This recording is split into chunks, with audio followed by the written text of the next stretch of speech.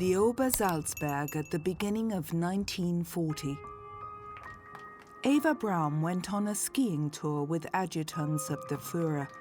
She had been Adolf Hitler's lover for almost 10 years now, but only few in the immediate circle knew of their relationship. The 27-year-old had long accepted the fact that she could only live in the shadows. In fact, Eva Braun was a very unhappy woman. She lived in a golden cage that wasn't even particularly golden. She was caged in, and it's perfectly natural to be unhappy in such a situation where you cannot express yourself. She had already tried to take her life twice before, once with a pistol, once with sleeping pills. I think those attempts were a cry for help, and it worked insofar as Hitler cared about her more after that. The war changed everything.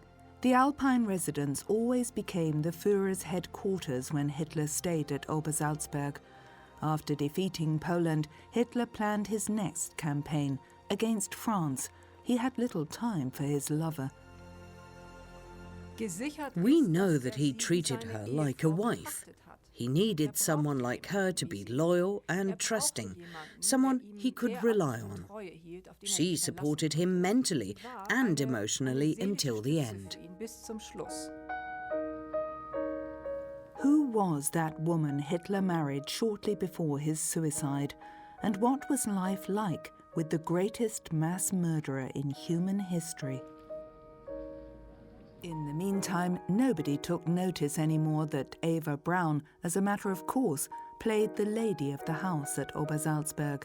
She was addressed as gnädiges Fräulein, Madam, or Fräulein Braun, Miss Braun. The staff called her the boss. The ideal world of Obersalzberg, the fake idyll of the Berghof and its inhabitants, were maintained for the public during the war as well. The dictator seemed untouchable up there. He also didn't cease his long walks. Sometimes, not only Eva's female friends were allowed to accompany him, but also outsiders, like actress Magda Schneider, Romy Schneider's mother. Only close confidants like architect Albert Speer still had unlimited access to the dictator. Hitler's entourage soon complained about his growing unapproachability. Eva Braun's passion for photography was still unabated. She put all of her photos in her albums that were only discovered by chance after 1945. Christmas, New Year, 1939-1940, Berghof. Hitler taking care of his 9-month-old German shepherd, Wolf. She didn't give up filming either, which is the reason why the same scene also exists on 16mm colour film.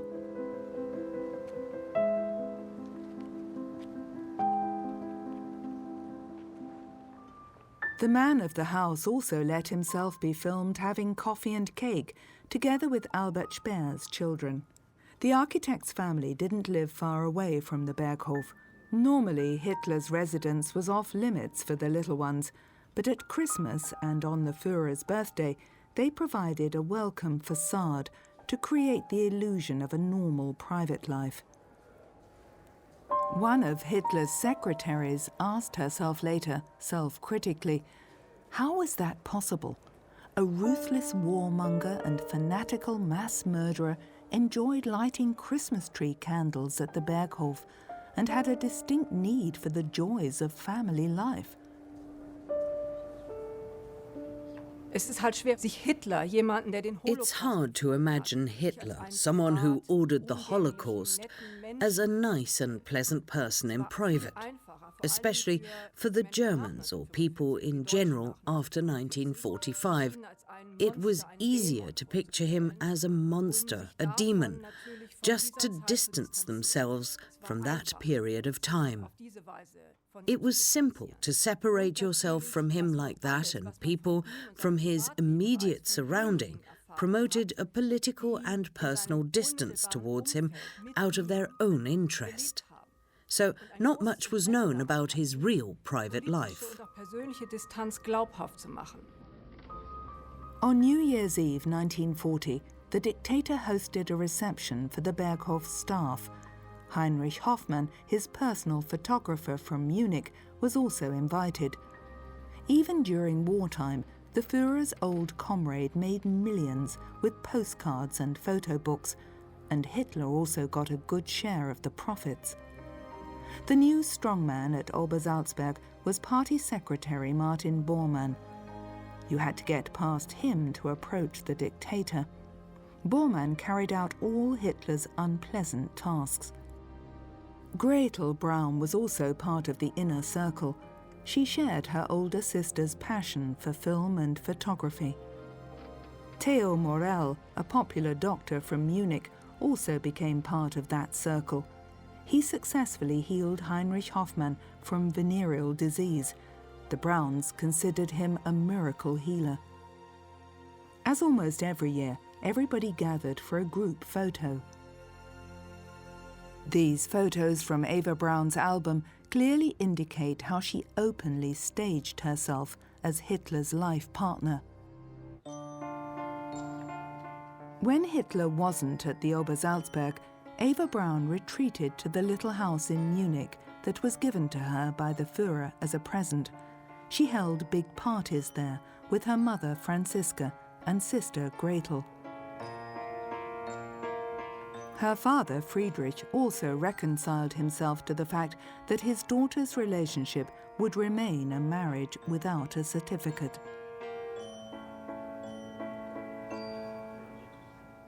Eva Braun still edited short films from her colour film recordings, which were then screened at the Berghof.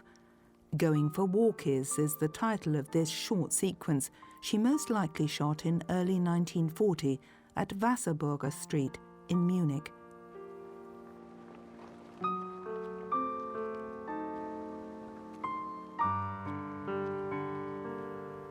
From the beginning of April 1940, the dictator resided at the Berghof again. For months, Hitler had been planning his war against France. The Führer was confident that if he was victorious before Great Britain gained a foothold on the European mainland, the British would have to ask for peace. In the meantime, the dictator focused his attention on Scandinavia. Hitler had long since had detailed plans prepared for military action at the Norwegian Sea. On the 9th of April 1940, Operation Weserübung, Weser exercise, began, leading to the Wehrmacht's successful invasion of Norway. The small entourage of adjutants, secretaries, and old companions of the Führer, like Albert Speer, assembled on the terrace. It was claimed later that Hitler never talked politics in the presence of women.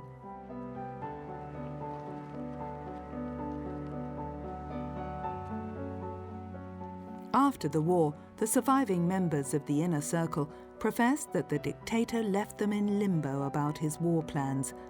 Nevertheless, Eva Braun's biographer doubts that the entourage was surprised by the attacks against Holland, Belgium, Luxembourg and France on May the 10th, 1940.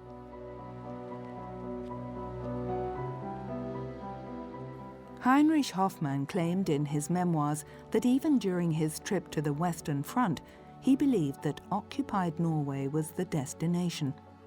His profession as photographer meant that he was at Hitler's side, and he most likely had more information than he wanted to admit later. Eva and Gretel Braun's films document how casual life was at the Berghof.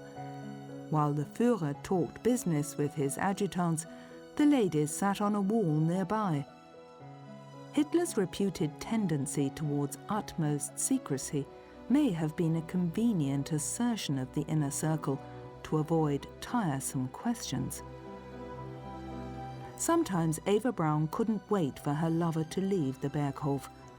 One of the bodyguards later reported, "The limousines were still driving down the slopes of the mountain, and already the preparations for festivities were underway. 1 minute acting like a demure governess, She switched to full party mood in an instant, behaving in a playful, almost childish way. Hilde Speer at Mooslaner Kopf. When the Führer let himself be filmed at Obersalzberg, he liked to surround himself with the architect's children. Their father later recalled, "He never found the right, relaxed way to deal with them. A few gracious words and he turned to the next one. He considered children as offspring, representatives of the next generation. He enjoyed the way they looked, blonde, blue-eyed, their stature, sturdy, healthy, or their intelligence, bright, active, rather than their childlike behavior. He didn't win over my children with his personality." These photos from Eva's albums document that Adolf Hitler and Eva Braun privately behaved like a married couple, but the Führer still ruled out marriage. Hitler was the only reason why he and Eva Braun didn't get married. He was afraid of a wife, afraid of her possible legal claims. That's what he also mentioned clearly in his talks at the Führerhauptquartier after 1942. A lover always remains something casual. She has no claims, and she stays dependent. It's unclear if it was a strictly platonic relationship. Still today there are speculations as to whether Hitler lived out his sexuality at all. Eva's cousin didn't believe that it was an intimate relationship. Für mich war es ja kein Verhältnis. I didn't see it as a regular relationship, more like one between father and daughter. I may still believe it because I want it to be true.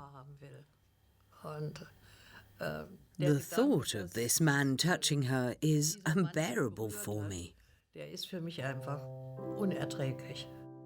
At the Berghof, a small passage led from Eva Braun's bedroom to Hitler's. She had her own living quarters, but the photos of those rooms in her album don't give away any private details. It's hard to come to a conclusion regarding the intimacy of this relationship, as there is no proof. There aren't any letters from Hitler to Eva Braun. Even though many historians searched for years, they haven't found anything. Also, there are no letters from Eva Braun to Hitler. Everything has been destroyed, most likely before the final hours. It's quite possible that after the end of the war, the Braun family took care of the destruction of such letters as well. Albert Speer recalled as follows, "I was surprised that she and Hitler avoided anything that could imply an intimate relationship, but still in the evenings they went upstairs to the bedrooms together."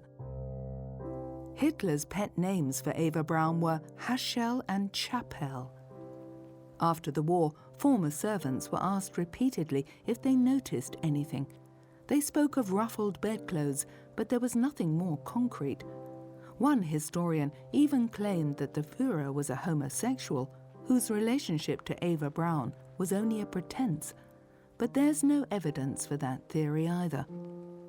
Fact is that Eva Braun's terriers, Stasi and Negus, jealously watched their mistress's door.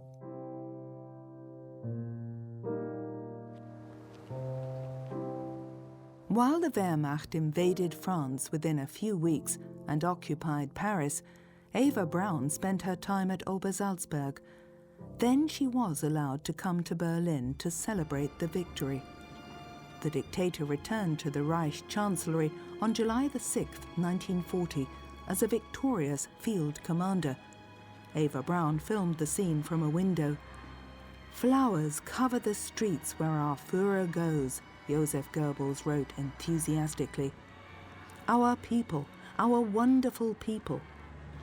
Meanwhile, Hitler's companion had her own rooms in the Führer's living quarters at the government headquarters. Speer wrote in his memoirs that she entered via a side entrance and stairway. She stayed in the rooms below, only when familiar faces were present. Eva Braun turned 29 on February the 6th, 1941. Her partner wasn't present. She celebrated with her family. As usual, he had jewelry sent to her as a gift. In the presence of her father Friedrich, mother Franziska and sister Gretel, Eva Braun was happier than usual. Everybody profited from her special relationship with Hitler. Nobody reproached her anymore. During the early years, her parents may have disapproved of a relationship that didn't result in marriage. But, after all, as her father also said later, they were proud that their daughter was the Führer's girlfriend. At one point, during his trial, he also mentioned that his daughter wouldn't have chosen Hitler if he had been a bad person. The dictator was in high spirits at the beginning of June 1941 at Obersalzberg. By then, he had subjected major parts of Western and Northern Europe to his rule. By his side, SS commander Sepp Dietrich, an old comrade of his from the early days of the Nazi movement. Since December 1940, the dictator had been working out plans for a war of extermination against the Soviet Union. And these were developed further during staff meetings with his commanders at his Alpine refuge. Operation Barbarossa probably got its name from the panoramic view to the Untersberg. The mountain is said to be one of the mythical places where Emperor Friedrich Barbarossa has lain asleep for almost 1,000 years. A camera is demonstrated to the commander-in-chief. Eva and Gretel Braun filmed the scene. Their film, shot only a few weeks before the attack on the Soviet Union, was called Auf dem Berghof, at the Berghof.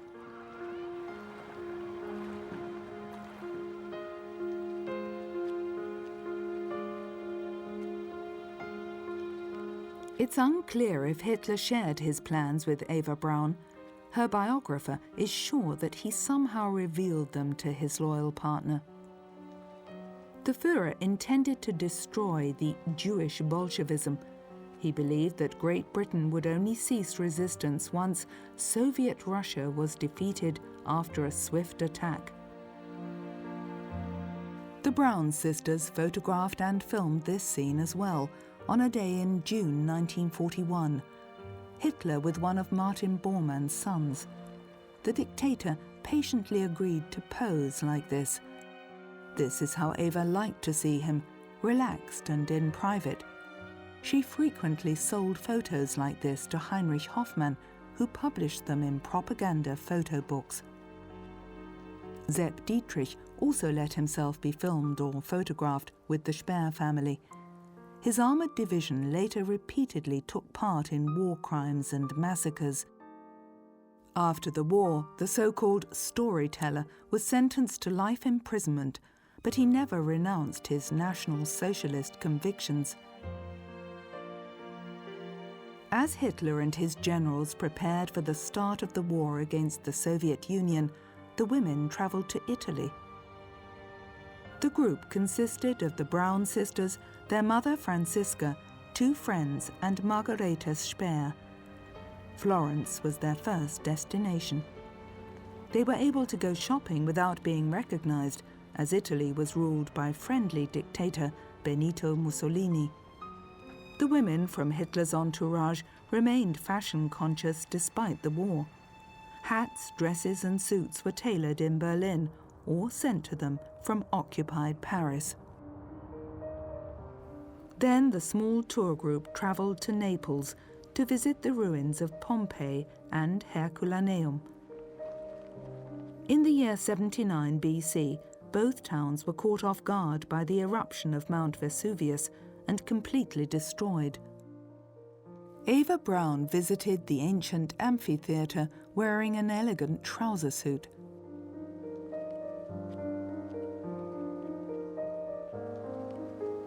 Afterwards, the ladies visited the volcano that was still occasionally active. Gretel Braun filmed her sister Eva amidst sulfur fumes and lava. Mount Vesuvius brought death in huge numbers to Pompeii and Herculaneum. In light of things to come during the war, these images are quite symbolic. 1 year later, the Berghof community assembled on the terrace to be filmed and photographed. 1942 was the year when the dictator's luck changed. One defeat followed another.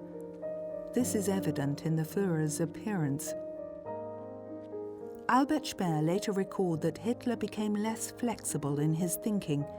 He wasn't really able to develop new ideas. He was basically running on a fixed track and didn't have the strength to change direction. In the meantime, the Holocaust in the East was in full swing. The deportation from Germany and the occupied countries had begun. Das ist sehr schwer zu beantworten, wie viel. It's hard to tell how much she or the other women knew. Of course, those people weren't just spectators. They were privy of many things that happened. Lebte in München. Das war jederzeit Eva Braun lived in Munich, and after 1933 you could see how the Jewish citizens were disfranchised. You read in every newspaper about the Aryanization. Und natürlich wussten sie das. Die Frage ist halt So nur, the only question is if they knew about the physical annihilation of the Jews, that they were killed at the concentration camps. It's hard to tell. But we can be sure that everybody in Hitler's inner circle shared his anti-Semitic views. At that point in time, Eva Braun was life partner to a mass murderer. Friedrich Braun had been conscripted to the Wehrmacht. The family photo also shows his eldest daughter Ilse, who worked for Albert Speer as a secretary. But unlike Gretel, she was not part of Hitler's entourage. As Ilse didn't earn a lot of money, Eva sent her 10 marks per month.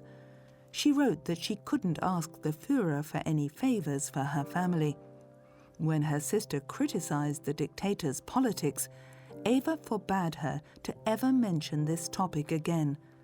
Supposedly, she said, "If the Führer ever puts you in a concentration camp, I won't be the one to save you." In Eva's garden in Munich, the Brauns and their friends appeared in front of the camera to be in good spirits and content.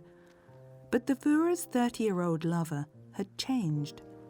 Ilse Braun noted in her diary back then, "Eva had become arrogant, tyrannical and tactless towards her family. Because she mixed with the VIPs, she behaved selfishly and sometimes cruelly. She gave away her discarded clothes as if she were the queen." In the summer of 1942, heavy suitcases were carried out of the house in Wasserburger Street. The Braun family and some of their friends were going on a holiday again, with the Führer's permission. Eva Braun brought her camera again. This was her last trip to Italy. An aeroplane from the Führer's fleet of planes took the ladies and gentlemen from Munich-Riem Airport to the sunny south. The Führer's chief pilot, Hans Bauer, was at the controls. During wartime, a costly pleasure trip was a rare privilege. German citizens weren't allowed to leave the country without special permission, and they could only take small sums of money with them.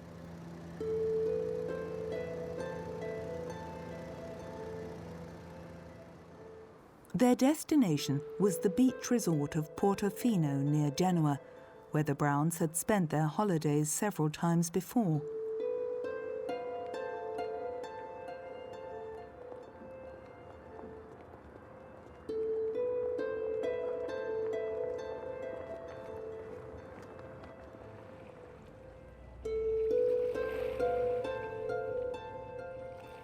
Eva, Gretel and a friend enjoyed their time by the sea.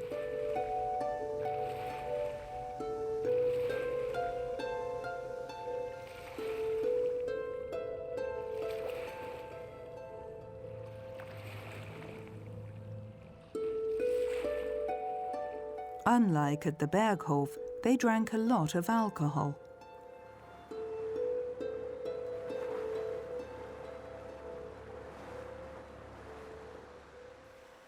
During that summer, the Brauns spent 4 weeks with their friends in Italy. As German troops reached the Caucasus in the Soviet Union, Mother Franziska and her daughter Gretel passed their time knitting. Far from war and destruction, Eva Braun appears to be especially happy in this scene. Her dream world still existed.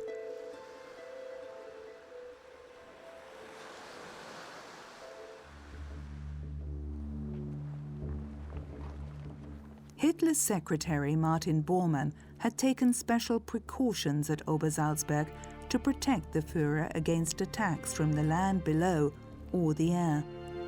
The Obersalzberg could be enveloped in fog by special cannons. At the beginning of 1943, Hitler tested out this countermeasure for himself. He still felt safe from the Allied air forces that had begun to raze German cities to the ground. Since the surrender of the 6th Army at Stalingrad, the Führer reflected on a possible fall of the Third Reich behind closed doors.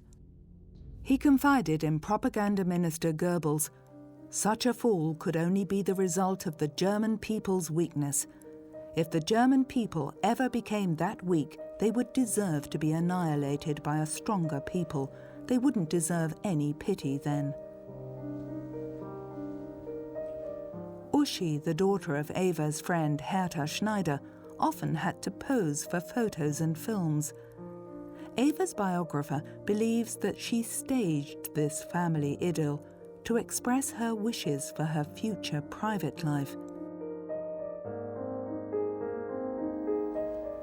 When these scenes were filmed, Jewish children were being killed systematically at the death camps in the East.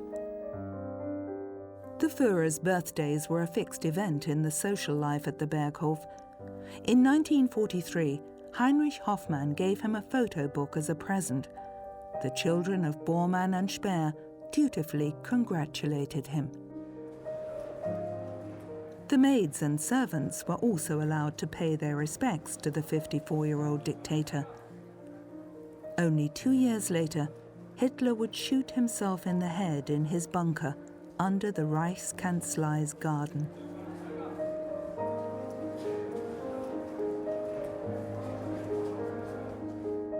"32-year-old Eva Braun became more and more important to Hitler. For the first time, Joseph Goebbels mentioned her in his diary. The Führer praises the quiet, intelligent and down-to-earth character of Eva Braun. She will be a valuable support for him. It can't be denied that Hitler aged visibly during that war he couldn't win, and the early stages of his Parkinson's disease started to show. It's a harsh contrast to those early photos and films that Eva Braun shot of him. The propaganda minister noted on March the 14th, 1944, Fräulein Braun showed us several colour films in her room. We could see the Führer during peaceful times. I have never seen him so relaxed on film before, but it was also apparent how much the Führer has changed during war. In March of 1944, the war was basically over. Their downfall had become apparent. This doomsday feeling had spread widely at the Berghof.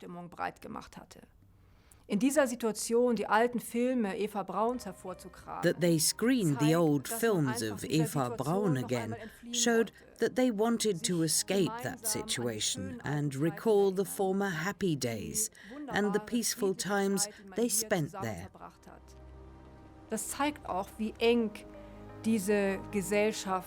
These people had a special bond, and they wanted to feel united again during those days.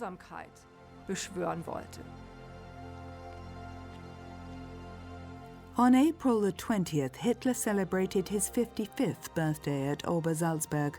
Eva Braun frequently complained about migraines, and Hitler patted her shoulder in concern.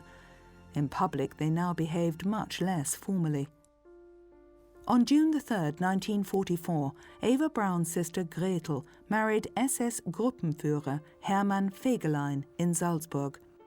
Hitler's secretary Martin Bormann served as one of the witnesses.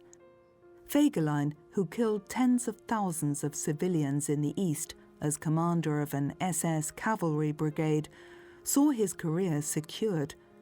Hitler's secretary Christa Schröder later claimed that Eva arranged that marriage in order to see her sister finally married, and because she was in love with Fegelein herself. SS Commander Heinrich Himmler officiated at the wedding.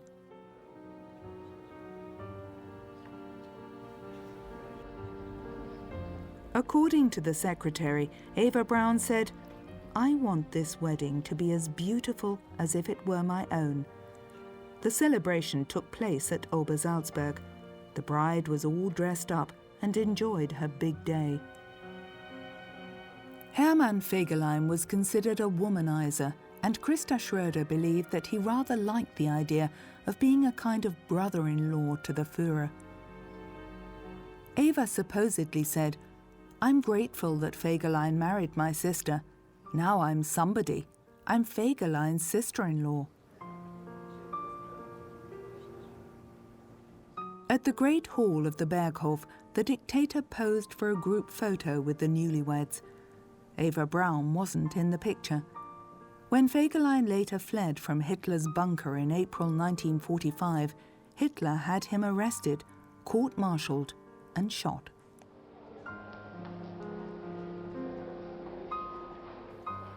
For the wedding banquet at Kehlstein, Martin Bormann had all available food and drinks served from the Berghof's still bulging storage rooms. 3 days after the feast, the Western Allies landed on the beaches of Normandy. It was the Second World War's final phase. The dictator left Obersalzberg for Eastern Prussia, leaving Eva Braun behind. When she received the message about the attempt on Hitler's life on July 20th, 1944, she had a nervous breakdown. The slightly injured dictator had a macabre souvenir of the assault sent to her. Die Tatsache, dass Hitler ihr nach dem 20. The fact that Hitler sent her his shredded uniform after July 20th, 1944, shows how much she meant to him. Of course, he also tried to super-elevate his soldiership.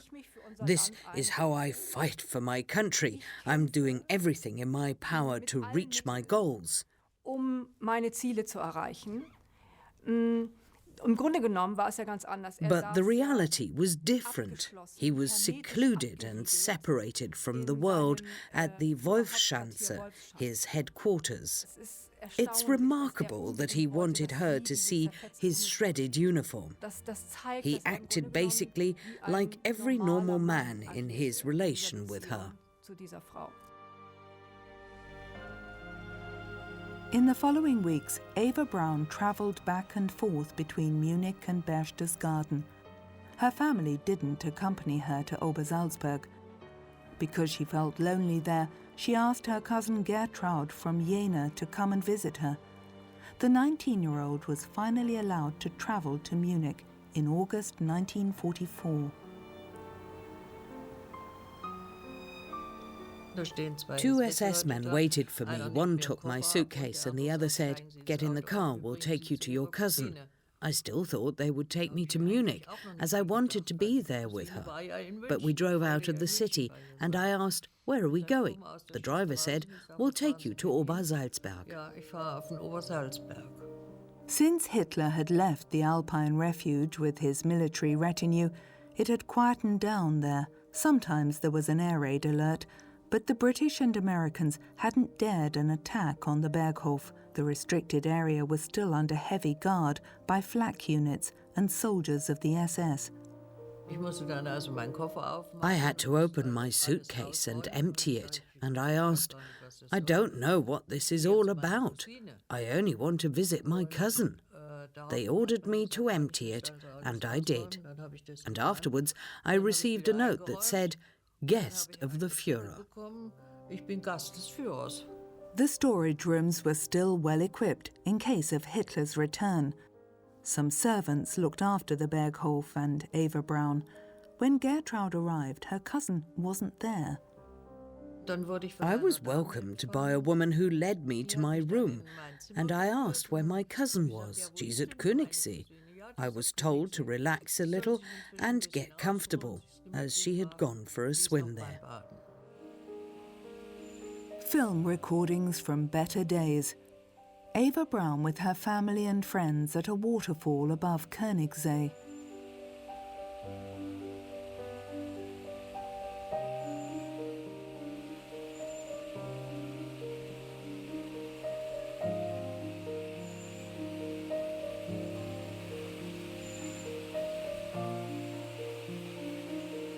Her father, Fritz, enjoyed the benefits resulting from his daughter's relationship until the bitter end.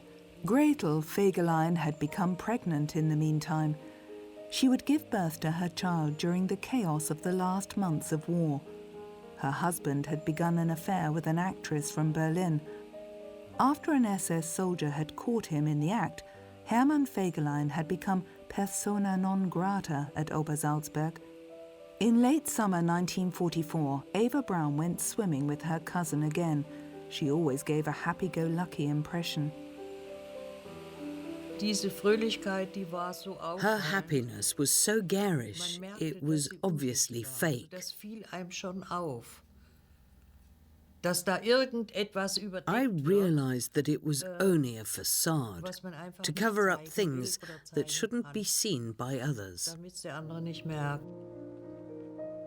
After a swim, the small group sunbathed at Kehlstein Plateau.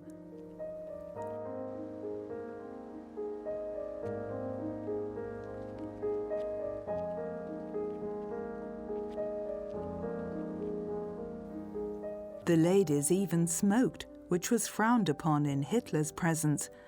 Eva Braun liked to smoke a lot.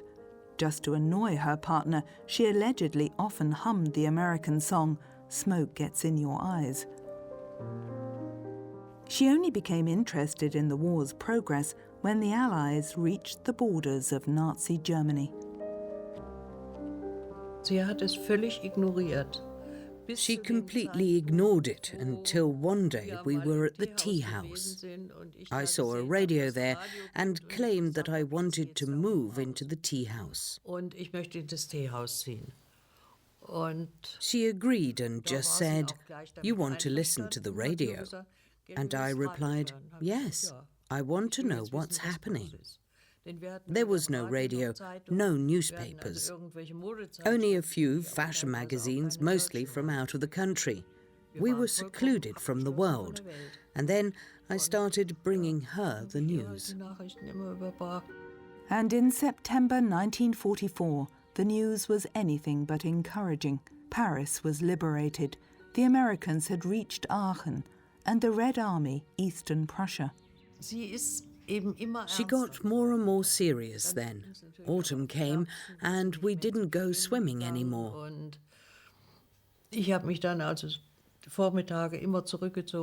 I had breakfast and retired during the mornings.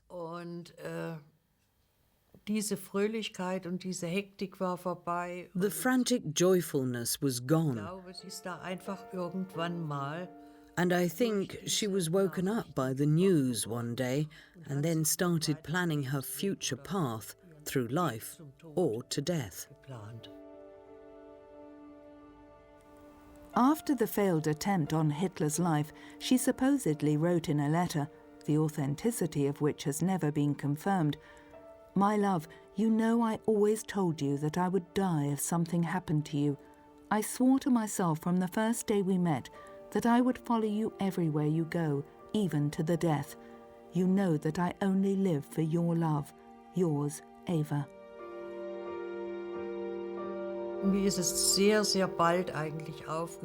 I soon realized that his phone calls played a crucial part in her life. She always waited eagerly for them. Funktion in ihrem Leben gehabt haben. Es drehte sich eigentlich They didn't talk very long, not for hours, but maybe 10 minutes. so stundenlang telefoniert oder so, sondern We watched a movie. The phone rang, somebody ran outside to get it and then said, Fräulein Braun, it's for you. Und dann rannte sie raus und wir haben die She ran outside and we continued with the movie. lange war. Da habe ich gemerkt, also sie The calls weren't really long, Anrufe, sie braucht sie. and I don't know what they Was talked da about, gesprochen worden ist, weiß ich natürlich nicht. but it was Aber so very wie ich important die to Sache her. einschätze, war es wichtig, dass angerufen worden ist. Und He called, we can leave jetzt hat now. angerufen, jetzt können wir He gehen. called, we can Jetzt hat drive to angerufen, Munich jetzt können now. wir nach München Or fahren. let's go for a Komm, wir walk. machen noch einen Spaziergang. She always waited for his call and counted on him. If he wouldn't have called, she would have been very sad. But the calls always came. Aber sie sind gekommen. Eva Braun rarely drove to Munich anymore since her hometown had been bombarded. The future appeared so bleak to her that she dictated her last will and testament on October the 26th, 1944, in which she left all she possessed to her family. Nachdem Bomben auf München gefallen waren, After the bombs had fallen on Munich, she realized that the end was near. It's remarkable that a 32-year-old woman wrote her last will and testament, basically declaring that she was certain that she would die together with Hitler. Vor allen Dingen aber damit zu erklären, dass sie schon She sehr wanted to früh die with him, ganz no sicher matter war, where. dass sie mit Hitler sterben If he would have stayed in Eastern Prussia, she may have taken her own life in Munich. Ostpreußen geblieben wäre, hätte sie sich wahrscheinlich in München Of course, she didn't know how the end would come, but when she wrote her will, she had realized that when Hitler died, she would die too. Klar, wenn Hitler stirbt, sterbe ich auch. At the beginning of March 1945, she went on her last trip to Berlin. Die Fahrt Eva Brauns nach Her trip to Berlin had most likely been arranged. It wasn't just out of the blue. Plötzlich war Eva Braun. It was quite clear that she would go there to die together with Hitler. She didn't just show up at the bunker. The wedding at the end was a spontaneous decision. He must have thought that he owed it to her and her loyalty throughout all those years. She said her goodbyes to family and friends during a 4-week stay in Munich. Gertraud had left Obersalzberg already in October 1944. For a long time, she believed that her cousin had stayed there until the end. Ich habe dann der Eva noch geschrieben, auch Adresse Berghof, und habe nichts. I sent a letter to Eva at the Berghof address, but I didn't hear back from her. I heard it on the news. First, they said that Hitler died a hero's death, and I still didn't know about Eva. But in June, they mentioned for the first time that he had married and taken his life together with his wife. I got the impression that she somehow wanted to let her family know that she had married after all. Sie hat ja das Leben einer Mätresse geführt. She led the life of a mistress, and the family wasn't happy about it, no matter if she was the mistress of Hitler or anybody else. But in the end, she became a married woman. Und sie ist dann doch eben Ehefrau geworden. I can imagine that this was very important to her. She married a sick old man, a murderer, a criminal. Eines todkranken Mannes geworden, eines Verbrechers, eines Mörders. Und, And her last consequence was going to her death with him. in den Tod zu gehen. The dictator married Eva Braun during the night of the 28th to the 29th of April, 1945, but their union did not even last for 48 hours. At 4:30 in the afternoon on April the 30th, Eva Hitler poisoned herself with potassium cyanide. Shortly thereafter, Adolf Hitler also committed suicide. Their bodies were soaked with petrol and burnt.